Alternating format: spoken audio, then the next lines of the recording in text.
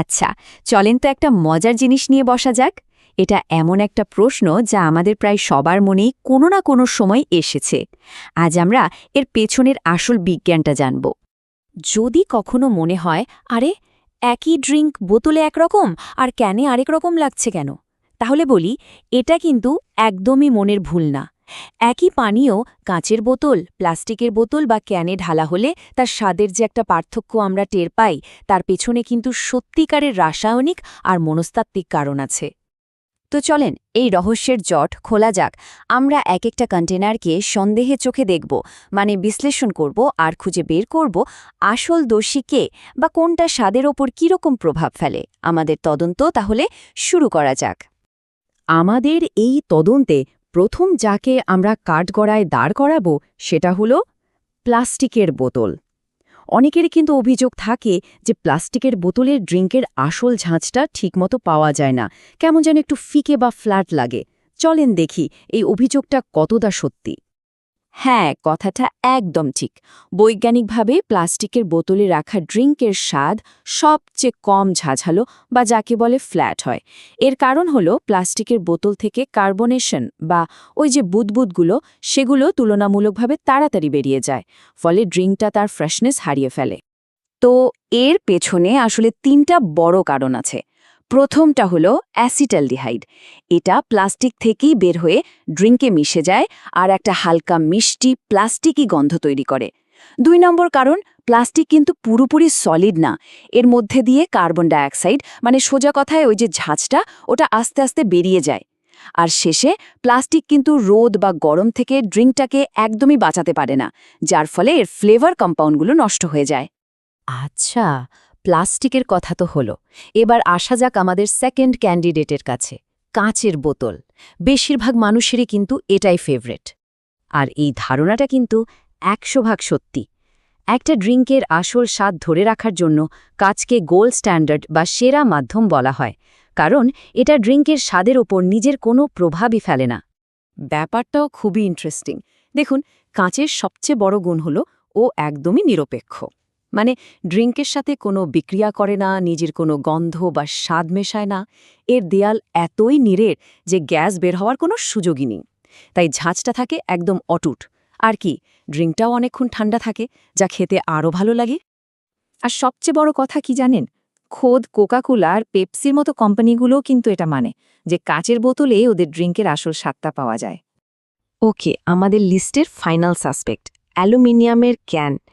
এর কেসটা কিন্তু একটু অন্যরকম, বেশ প্যাঁচানো।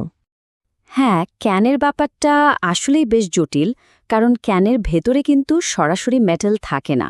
ওর ভেতরে একটা খুব পাতলা পলিমার বা প্লাস্টিকের আস্তরণ দেয়া থাকে। এখন এই আস্তরণ একদিকে ড্রিঙ্কটাকে মেটাল থেকে বাঁচায়, আবার অন্যদিকে নিজেই কিন্তু স্বাদের একটু ১৯-২০ করে দিতে পারে। তো ক্যানের ভেতরে যে পলিমার লাইনিং বা প্লাস্টিকের স্তরটা থাকে, ওটা ড্রিঙ্কটাকে অ্যালুমিনিয়ামের ছোঁয়া থেকে বাঁচায়।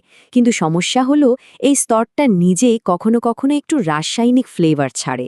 আর যদি ওই লাইনিংয়ে খুব ছোট কোনো খুঁত বা ফাটল থাকে, তাহলে সামান্য অ্যালুমিনিয়াম ড্রিঙ্কে মিশে গিয়ে ওই পরিচিত মেটালিক বা ধাতব স্বাদটা তৈরি করতে পারে।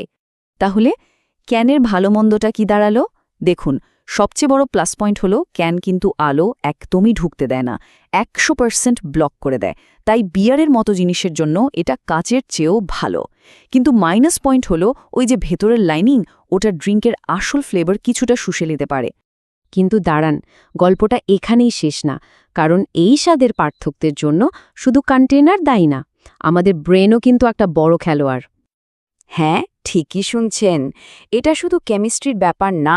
আমরা কিভাবে পান করছি, হাতে ধরে কেমন ফিল হচ্ছে, কি আশা করছি, এই সব কিছু মিলেমিশে আমাদের স্বাদের অভিজ্ঞতাটা তৈরি হয়। এই টেবিলটা দেখলেই বুঝবেন।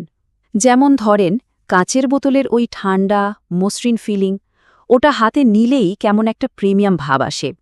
আবার ধরুন ক্যান খোলার ওই পাস আওয়াজটা, ওটা শুনলেই ব্রেইন সিগন্যাল পায় যে আহ, কি ফ্রেশ। এমনকি কোনো ব্র্যান্ড নিয়ে আমাদের যে ভালো বা খারাপ ধারণা থাকে, সেটাও কিন্তু স্বাদের ওপর প্রভাব ফেলে।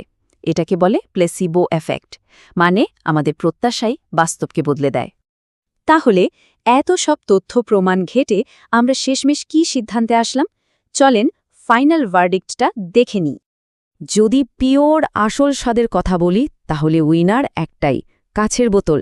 এটা ড্রিঙ্কের আসল স্বাদটাকে সবচেয়ে ভালোভাবে ধরে রাখে। সেকেন্ড পজিশনে আসছে ক্যান। এর সাথে একটা হালকা মেটালিক ফ্লেভার বা আন্ডারটোন থাকতে পারে, কিন্তু আলো থেকে বাঁচানোর জন্য এর কোনো তুলনা নেই। আর একদম শেষে থাকছে প্লাস্টিকের বোতল, যেখানে ড্রিঙ্কের স্বাদটা সবচেয়ে ফ্ল্যাট বা কম ঝাঝালো লাগে, আর হালকা একটা কেমিক্যাল নোটও থাকতে পারে। কিন্তু সবথেকে অবাক করা তথ্যটা কি জানেন? এই স্বাদের পার্থক্যটা এতই সত্যি যে কোকাকোলার মতো কোম্পানিগুলো এক একটা প্যাকেজিংয়ের জন্য ওদের ফর্মুলাতে সামান্য অদলবদল করে। মানেটা কি? মানে হলো কন্টেনারটা কিসের তৈরি তার উপর নির্ভর করে ওরা ড্রিঙ্কের মধ্যে চিনির পরিমাণ বা গ্যাসের মাত্রা একটু কম বেশি করে দেয়, যাতে দোকানে অনেকদিন থাকার পরেও আমাদের হাতে যখন পৌঁছাবে তখন যেন স্বাদটা পারফেক্ট থাকে। তাহলে এখন যেহেতু পুরো বিজ্ঞানটা আমাদের জানা, এরপর যখন প্রিয় পানীয়টা হাতে নেবেন তখন নিশ্চয়ই এই ব্যাপারগুলো মাথায় আসবে। আচ্ছা, এই সব কিছু জানার পর কোন কন্টেইনারটা সেরা মনে হচ্ছে কমেন্টে কিন্তু জানাতে পারেন।